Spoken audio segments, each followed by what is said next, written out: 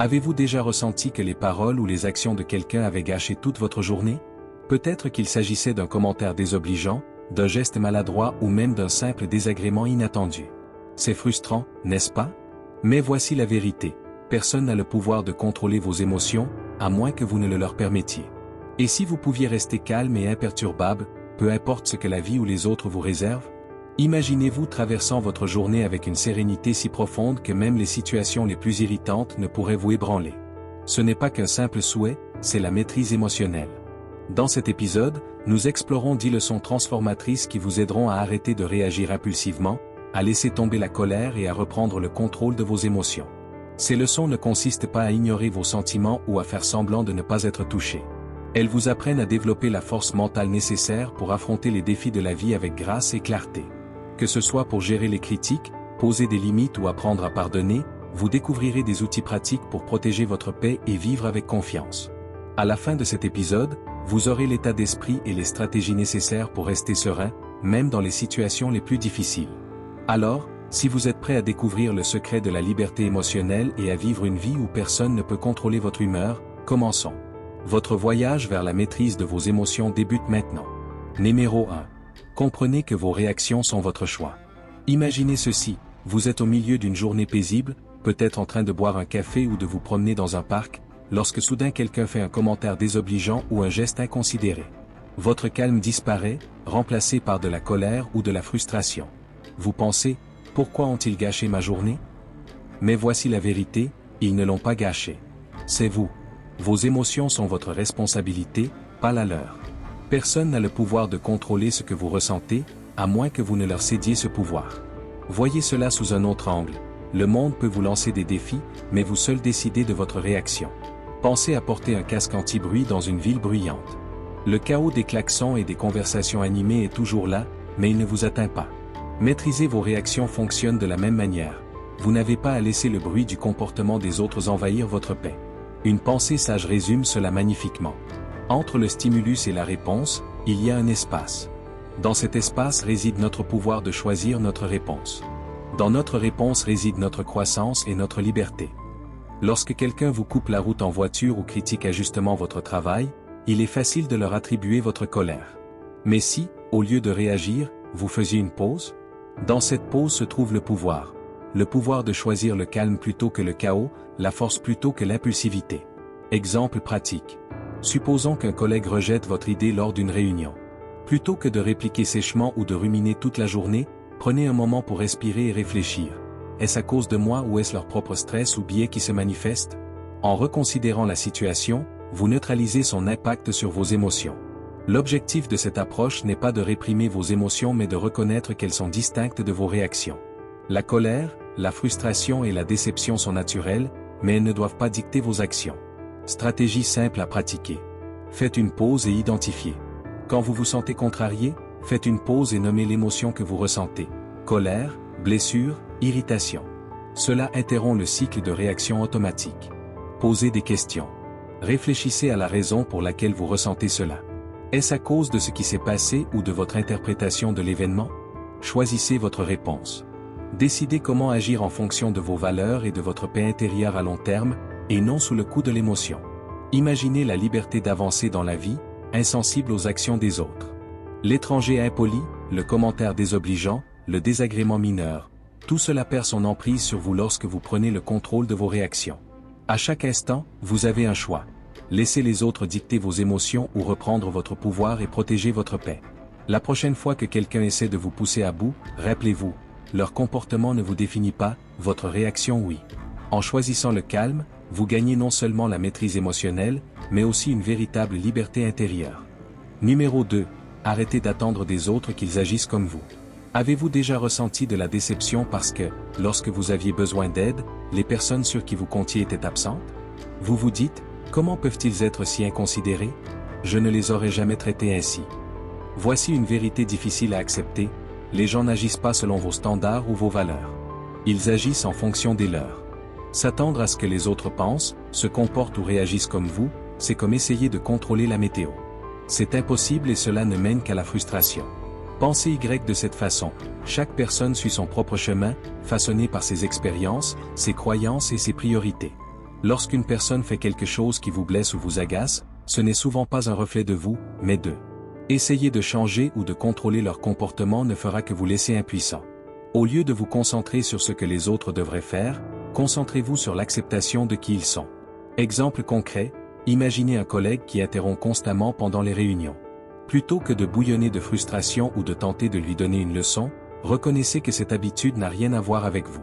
En renonçant à l'attente qu'il change, vous vous libérez d'un tourment émotionnel inutile. Une pensée sage résume cela parfaitement. Les attentes sont la racine de toute souffrance. Moins vous attendez des autres qu'ils se comportent d'une certaine manière, plus vous protégez votre paix. Exercice pratique pour lâcher prise sur les attentes. Reconnaissez vos suppositions. Quand quelqu'un vous contrarie, demandez-vous « Qu'attendais-je d'eux ?» Remettez en question cette attente. Réfléchissez à si c'est réaliste de penser que quelqu'un agira exactement comme vous. Changez votre focus. Plutôt que de vouloir contrôler leur comportement, concentrez-vous sur votre capacité à répondre calmement et à préserver votre paix. Imaginez comme cette approche est libératrice.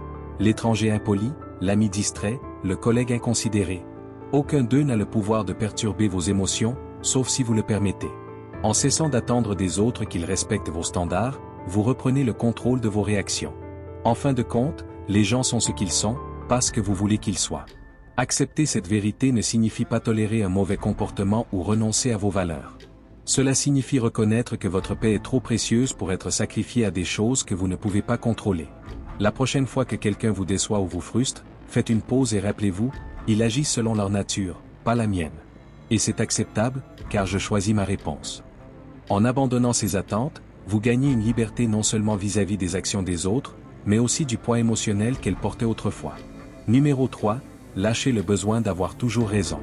Pensez à la dernière fois que vous avez eu une dispute. Peut-être que c'était pour quelque chose de trivial, comme savoir quel chemin était le plus rapide, ou quelque chose de plus profond, comme un désaccord avec un proche. Alors que la discussion s'enflammait, avez-vous ressenti ce besoin intense de prouver que vous aviez raison? Nous sommes tous passés par là, accrochés à notre version de la vérité comme si elle définissait notre valeur. Mais voici la vérité, ce besoin d'avoir toujours raison est épuisant et inutile.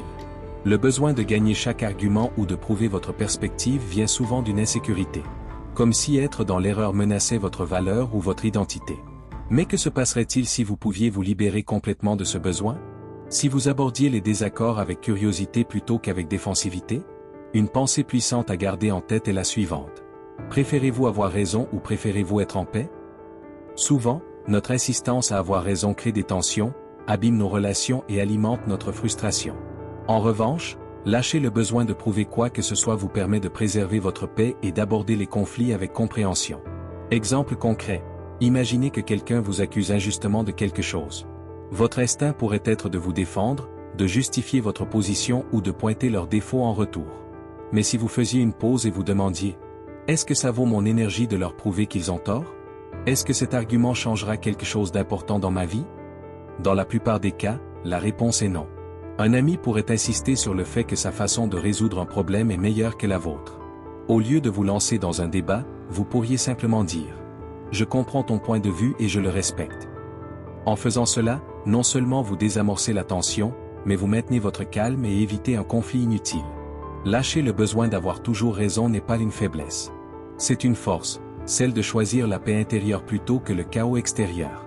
Celui qui est attaché à ses opinions ne grandira jamais. Renoncer au besoin d'avoir toujours raison ne signifie pas abandonner vos principes ni vous taire. Cela signifie comprendre que tous les désaccords n'ont pas besoin d'être résolus en votre faveur.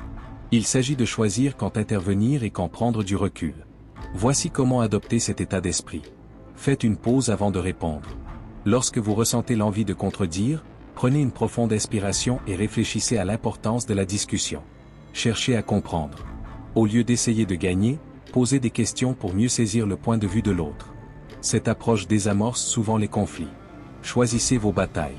Réservez votre énergie pour les désaccords qui comptent vraiment, ceux alignés avec vos valeurs ou ayant des conséquences significatives. Avec le temps, lâcher prise sur le besoin d'avoir raison procure une immense liberté. Vous vous sentirez plus léger et plus calme lorsque vous arrêterez de vouloir contrôler chaque conversation ou prouver chaque point. Les disputes perdront leur emprise sur vos émotions, car vous aurez choisi la paix plutôt que la fierté.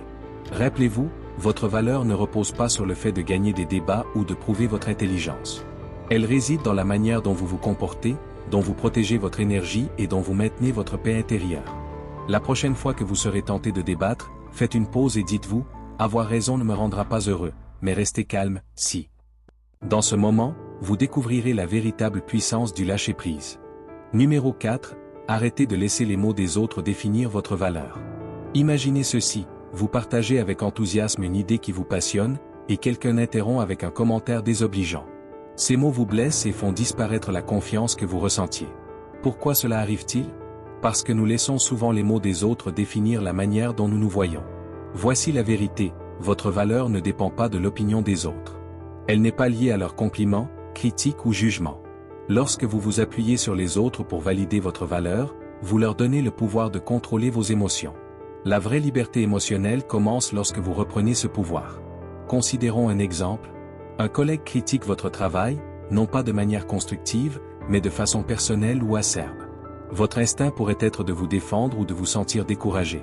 Mais que se passerait-il si, au lieu de réagir, vous faisiez une pause et vous disiez « Leurs mots reflètent leur perspective, pas ma valeur ». En détachant votre estime de vous-même de leur opinion, vous protégez votre paix et restez concentré. Marc Aurèle résume parfaitement cette idée. Il ne cesse de m'étonner que nous nous aimions plus que les autres, mais que nous nous soucions davantage de leur opinion que de la nôtre. Cela ne signifie pas ignorer les retours constructifs, mais plutôt filtrer ce qui compte réellement. Les critiques constructives peuvent vous aider à grandir, mais la négativité gratuite ne mérite pas de place dans votre esprit. Voici comment éviter de laisser les mots des autres définir votre valeur. Faites une pause avant de réagir. Lorsque les paroles de quelqu'un vous blessent, prenez un moment pour respirer. Cette pause vous permet de choisir votre réponse au lieu de réagir impulsivement. Distinguez les faits des opinions. Demandez-vous, Y a-t-il une vérité dans ce qu'ils disent, ou est-ce simplement leur perspective? Concentrez-vous sur ce qui peut vous faire grandir et laissez le reste de côté. Affirmez votre valeur. Rappelez-vous que votre estime ne dépend pas de l'approbation de quiconque.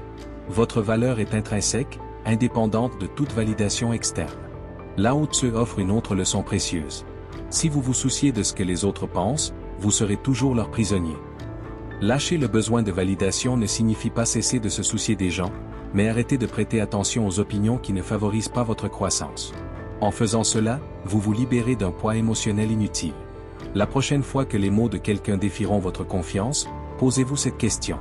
Est-ce que je laisse cela me définir, ou puis-je me concentrer sur ce que je sais être vrai sur moi-même? À cet instant, vous reprendrez votre pouvoir et vous rappellerez que les paroles de personne ne peuvent diminuer votre valeur, sauf si vous le permettez. La véritable force réside non pas dans l'évitement des critiques, mais dans la conscience de votre valeur, telle qu'elle soit. Numéro 5. Protégez votre énergie en fixant des limites. Imaginez ceci, un ami vous appelle en plein milieu d'une journée chargée pour demander votre aide sur quelque chose qu'il pourrait probablement gérer seul. Ou un collègue vous impose une tâche de dernière minute, en supposant que vous direz oui. Vous ressentez le poids de l'obligation, mais aussi la frustration de savoir que cela va perturber vos plans. Pourquoi est-il si difficile de dire non? Voici la vérité. Protéger votre paix nécessite de fixer des limites. Et ces limites ne sont pas égoïstes, elles sont nécessaires. Sans elles, vous laissez les autres dicter votre temps, votre énergie et votre bien-être émotionnel. Dire oui à tout le monde revient souvent à dire non à vous-même. Un rappel puissant dit « Vous ne pouvez pas verser d'une coupe vide ». Si vous donnez constamment sans protéger votre énergie, vous finirez épuisé, frustré et déconnecté de vos propres besoins. Les limites sont essentielles pour préserver votre liberté émotionnelle tout en maintenant des relations saines. Relations et limites. Reprenez le contrôle de votre énergie et de vos choix. Lorsque quelqu'un dépasse vos limites, ce n'est pas forcément de sa faute, mais souvent la vôtre pour ne pas les avoir définies ou affirmées clairement. Les gens ne sont pas des devins. Si vous ne communiquez pas ce qui est acceptable pour vous, ils continueront à aller au-delà de ce que vous tolérez, souvent sans intention malveillante. Fixer des limites, c'est respecter soi-même tout en enseignant aux autres à vous respecter. Prenons un exemple, imaginez que vos amis se tournent toujours vers vous pour demander des conseils, même tard dans la nuit. Vous voulez les soutenir, mais cela épuise votre énergie. Plutôt que de nourrir un ressentiment silencieux, vous pourriez dire « Je tiens à toi, mais j'ai besoin de garder mes soirées pour me ressourcer. Parlons-en demain. » Ce message est ferme mais bienveillant, protégeant votre paix intérieure sans nuire à la relation. Épictète nous rappelle « La liberté, c'est la capacité de vivre comme nous le souhaitons. » Vivre librement ne signifie pas ignorer les besoins des autres, mais décider où concentrer votre énergie. Les limites vous permettent de choisir vos priorités et de vous assurer de ne pas donner plus que ce que vous pouvez offrir. Comment établir des limites efficaces? Soyez clair et honnête. Communiquez vos limites calmement et directement. Les gens respectent davantage les frontières bien expliquées. Utilisez des phrases en « je ». Concentrez-vous sur vos besoins sans accuser les autres. Par exemple, « j'ai besoin de calme après le travail » au lieu de « tu es toujours en train de me déranger ». Respectez vos propres limites. Une fois vos limites établies, maintenez-les. La cohérence montre que vous êtes sérieux. Lao Tse offre une perspective utile. Celui qui sait s'arrêter ne se trouve pas dans les ennuis. Connaître et respecter vos limites prévient le stress et la frustration inutiles. Les limites ne sont pas des murs qui excluent les autres, ce sont des ponts vers des relations plus saines et équilibrées. Numéro 6, détachez-vous des opinions des autres. Imaginez que vous partagez une idée dont vous êtes fier devant un groupe. Au lieu de recevoir du soutien, vous êtes confronté à des critiques ou à de l'indifférence. Cette piqûre de déception peut facilement se transformer en doute de soi. Mais posez-vous cette question. Pourquoi leur opinion a-t-elle autant de poids? Le besoin d'approbation est profondément ancré en nous, mais compter sur une validation extérieure revient à poursuivre une ombre. On ne l'atteint jamais vraiment. La liberté émotionnelle commence lorsque vous cessez de laisser les opinions des autres définir votre valeur. Voici pourquoi. Chacun voit le monde à travers son propre prisme, façonné par ses expériences, ses préjugés et ses insécurités. Ce que quelqu'un dit sur vous en dit souvent plus sur lui-même que sur vous. En internalisant leurs opinions, vous leur donnez un pouvoir inutile sur vos émotions et vos décisions. Votre valeur n'est pas négociable. Elle n'est pas liée à ce que les autres pensent de vous, qu'il s'agisse d'éloges ou de critiques. Elle est intrinsèque, indépendante du bruit extérieur. Prenons un exemple. Vous portez une tenue que vous adorez et un collègue commente. C'est un choix intéressant. Vous pourriez laisser ce commentaire saper votre confiance ou vous rappeler que leur opinion ne diminue en rien votre joie. Épictète disait: si tu veux progresser, accepte d'être perçu comme ignorant ou stupide. Cela peut sembler dur, mais c'est libérateur. Chercher l'approbation peut vous retenir, alors qu'embrasser votre propre chemin, même incompris, vous libère. Comment vous détacher des opinions des autres? Interrogez leur importance. Quand une opinion vous dérange, demandez-vous: pourquoi cela compte-t-il pour moi? Quelle autorité cette personne a-t-elle sur ma vie? Réaffirmez vos valeurs. Concentrez-vous sur ce qui vous importe, pas sur ce que les autres attendent. Pratiquez le lâcher-prise. Lorsque surgissent des critiques ou des jugements, reconnaissez-les sans vous y accrocher. Imaginez leurs mots comme des feuilles flottant sur un ruisseau, présents, mais éphémères. Lao Tse disait: souciez-vous de l'approbation des autres, et vous serez leur prisonnier. Lâcher le besoin de validation ne signifie pas ignorer les retours constructifs, mais filtrer ce qui ne nourrit pas votre croissance. La prochaine fois qu'une critique secourra votre confiance, demandez-vous: est-ce que je vis pour eux ou pour moi? En choisissant de vous détacher, vous récupérez votre liberté, protégez votre paix et construisez une vie authentiquement vôtre. Numéro 7. Répondez par le silence, pas par la colère. Imaginez une dispute intense. Quelqu'un dit quelque chose de blessant ou provocateur, et vous sentez la colère monter. Votre cœur s'emballe, votre visage s'échauffe, et votre instinct est de riposter. Et si, au lieu de réagir, vous restiez silencieux? Le silence est l'un des outils les plus puissants pour gérer la négativité. Cela ne signifie pas céder ou éviter la confrontation, mais choisir le calme plutôt que le chaos. Le silence ne signifie pas faiblesse. Il montre que vous valorisez votre paix intérieure plus que le besoin de répondre. Marcus Aurèle disait: la meilleure réponse à la colère est le silence. La colère cherche un carburant pour brûler, et le silence l'affame. Voici comment adopter le silence dans les moments de provocation. Faites une pause avant de réagir. Lorsque quelqu'un vous provoque, prenez un moment pour respirer. Le silence crée un espace pour la clarté. Écoutez sans vous défendre. Parfois, les gens veulent juste être entendus. Laissez-les parler sans interruption. Parlez seulement si nécessaire.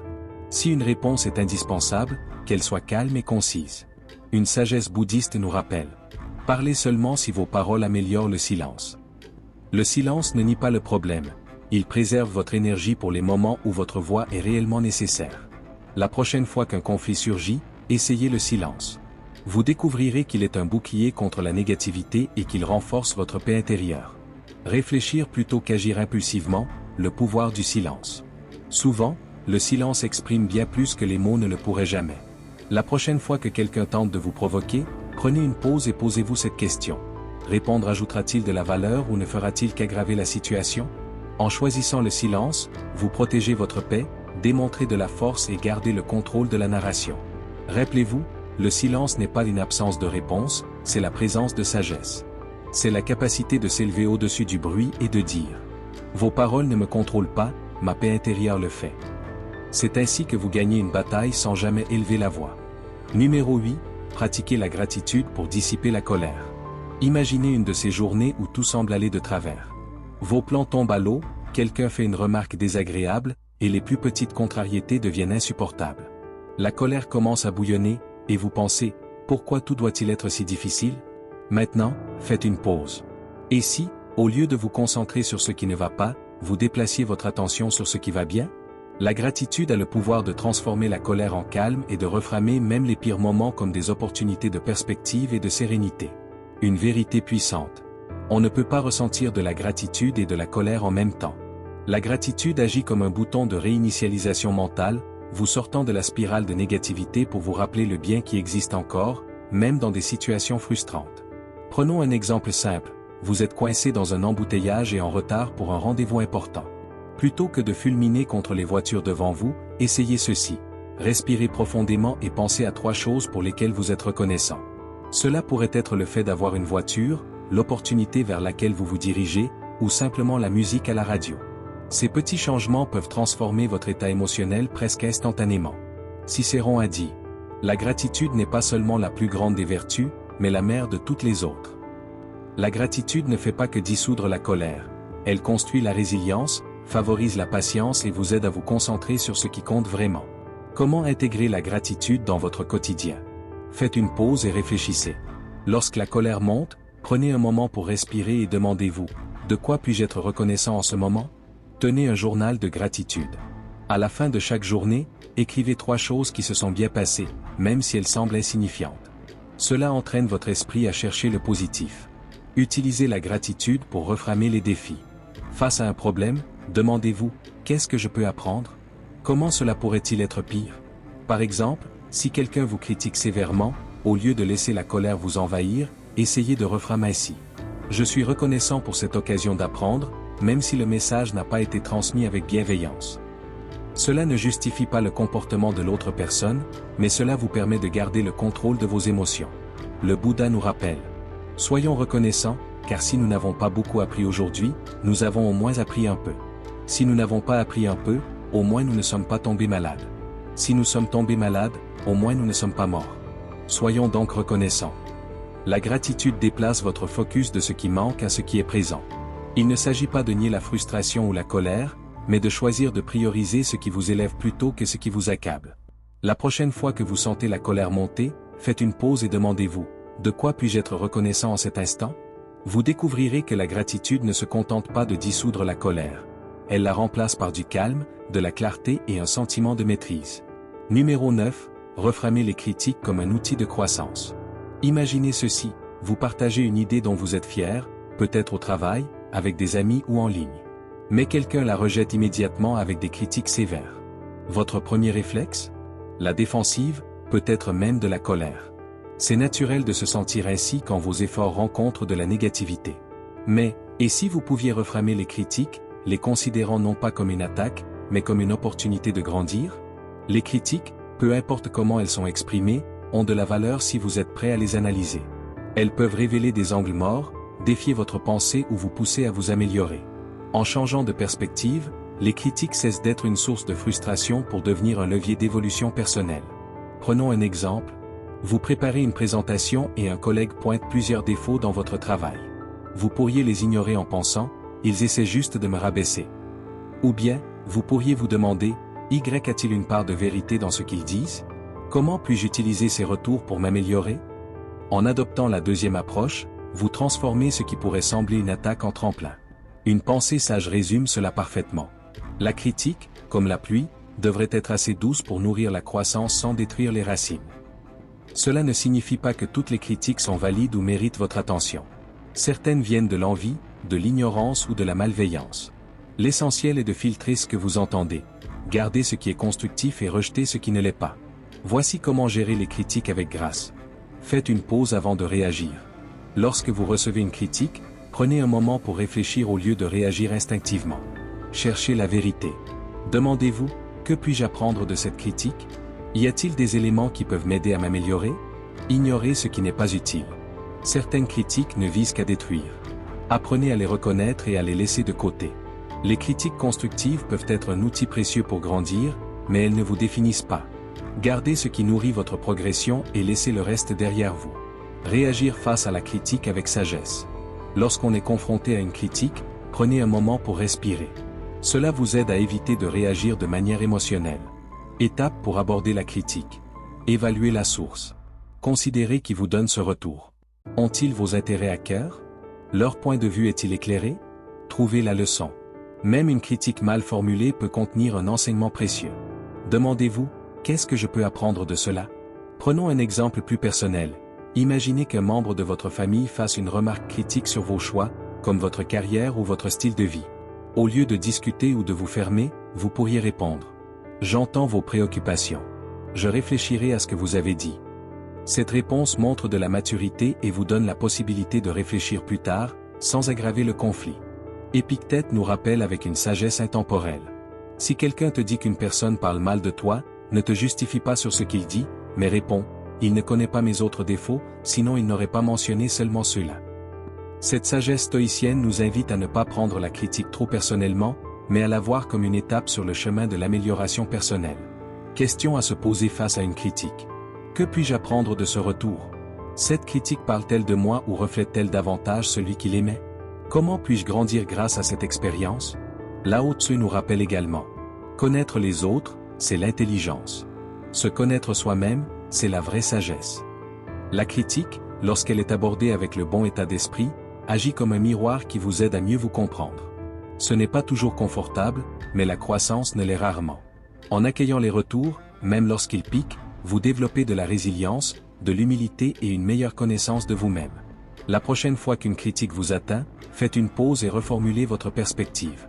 Voyez-la non pas comme un obstacle, mais comme une opportunité de progresser vers la meilleure version de vous-même. Rappelez-vous, la croissance se cache souvent dans l'inconfort, et ceux qui l'acceptent découvrent une force intérieure qu'aucune critique ne peut ébranler. Numéro 10. Maîtrisez l'art de lâcher prise. Imaginez que vous tenez un charbon ardent, prêt à le jeter sur quelqu'un qui vous a blessé. Mais pendant que vous attendez le bon moment, ce charbon brûle votre main. La colère, la rancune et le ressentiment fonctionnent de la même manière. Ils vous blessent bien plus que la personne qui vous a causé cette douleur. La véritable force ne réside pas dans le fait de s'accrocher, mais dans celui de lâcher prise. Lâcher prise ne signifie pas oublier ou excuser ce qui s'est passé. Cela signifie libérer le poids émotionnel qui vous retient, vous libérer de l'emprise du passé. Quand vous lâchez prise, vous retrouvez votre énergie, votre paix et votre capacité à vous concentrer sur le présent. Le Bouddha l'exprime magnifiquement. S'accrocher à la colère, c'est comme boire du poison et attendre que l'autre personne meure. Pensez à un moment où quelqu'un vous a fait du tort, une trahison, un jugement injuste ou une parole méchante. Combien de temps avez-vous passé à rejouer cette scène dans votre esprit? Combien d'énergie avez-vous gaspillé à imaginer des confrontations ou à chercher à vous venger? Lâcher prise est l'antidote à ce cycle sans fin. Cela vous permet d'aller de l'avant au lieu de rester piégé dans le passé. Un exemple. Imaginez qu'au travail, un collègue s'attribue le mérite de votre idée. Vous pourriez passer des jours à ruminer l'injustice, laissant cela affecter votre humeur et votre productivité.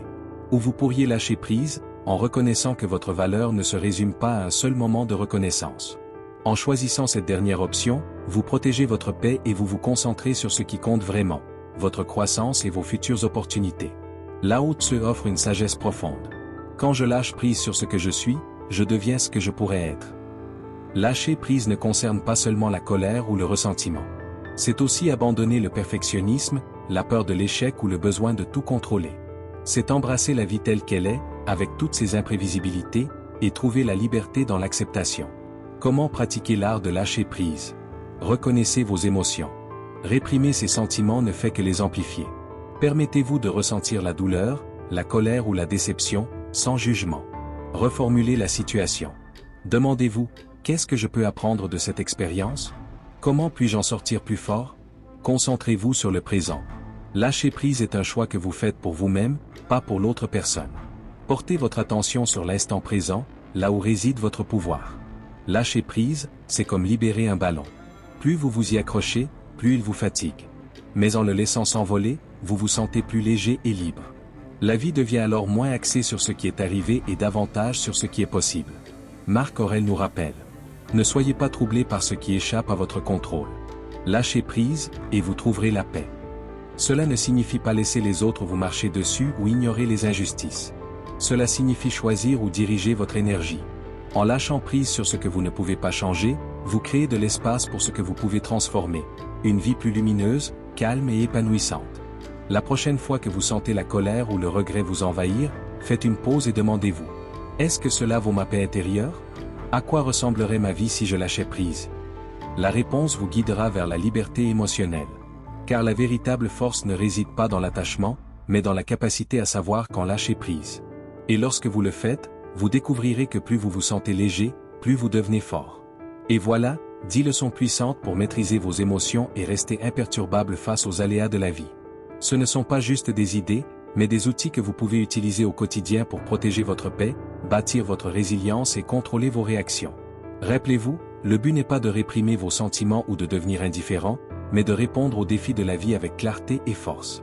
La maîtrise émotionnelle ne concerne pas ce qui vous arrive, mais la manière dont vous choisissez de réagir. Le pouvoir de rester calme, centré et libre est entièrement entre vos mains. En avançant, prenez ces leçons avec vous. Pratiquez la pause avant de réagir, établissez des limites qui protègent votre énergie, et lâchez prise sur les choses et les personnes que vous ne pouvez pas contrôler. Chaque fois que vous choisissez la paix plutôt que la colère, vous vous rapprochez de la vie inébranlable que vous méritez. Si vous avez trouvé de la valeur dans ce message, partagez-le avec quelqu'un qui pourrait avoir besoin d'un peu de calme dans sa vie. Et si vous avez vos propres conseils ou expériences sur le fait de rester imperturbable, je serais ravi de les entendre. Merci de m'avoir accompagné dans ce voyage. Souvenez-vous, la liberté émotionnelle n'est pas une destination, mais une pratique. Alors continuez à avancer, restez attentif et devenez chaque jour plus fort. Jusqu'à la prochaine fois, prenez soin de vous et restez imperturbable.